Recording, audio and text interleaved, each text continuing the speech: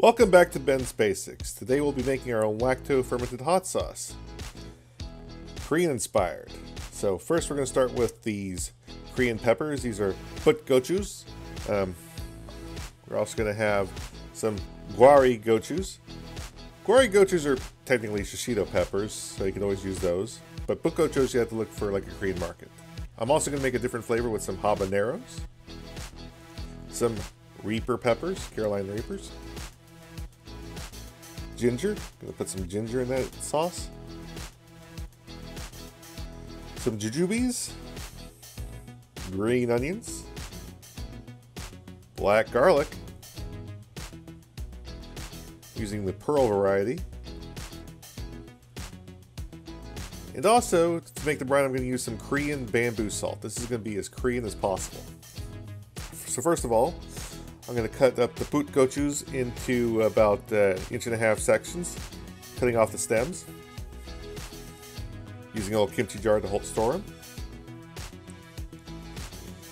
Yeah, it's going to take forever to cut all these, so let's just go ahead and do a quick jump cut to 10 minutes later. And now I'm going to do the ggwari-gochus.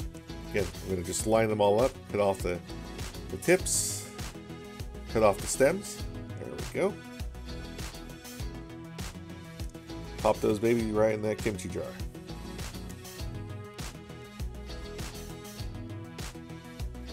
Alright, now I'm going to peel the black garlic. These are the pearl variety, which is 1 clove per bulb.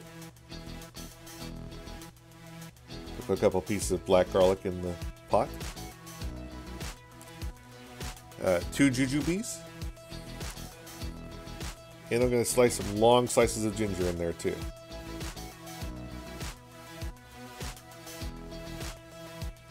Also going to slice a nice big bunch of green onions. Onions seem to go in these lacto-fermentations of hot sauces, so I decided to throw them in because it feels like a very Korean thing to do. You got to push it all in there. As much as you can. Alright, now I'm going to do a second variety in a smaller kimchi pot where I'm going to go ahead and just slice up some habaneros in there.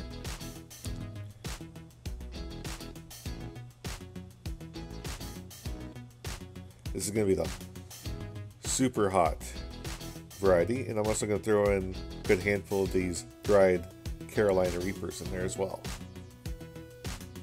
Alright, now I'm going to make the brine. So I'm going to start with some water, using some nice Fiji water here. I'm going to have to do a brine solution. Brine solutions go off percentages. It says you can use anywhere between 3% to 10% brine solutions for making a lacto-fermentation. So I have my water on a scale here. I'm going to do a 7% solution with the bamboo salt. 7 is a lucky number in Korean. It also happens to be a reference to Sir Arthur Conan Doyle and the 7% solution. Alright.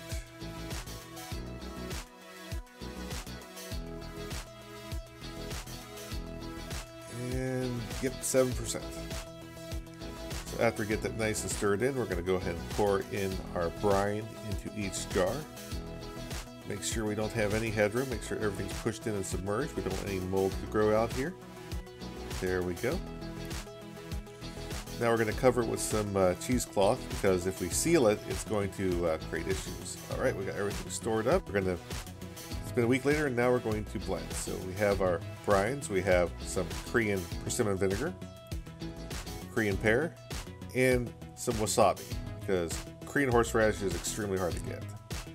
First, we're going to drain and pull out all of our brine. Alright, now we're going to dump in our peppers, our jujubes, our green onions, our ginger. Now I'm going to squeeze in a full tube of the wasabi. Korean horseradish and wasabi is the same plant, so this technically is still Korean. So I'm going to add in just 1 ladleful of the brine here. I also added in a good 1/4 cup of the persimmon vinegar, and I'm going to blend.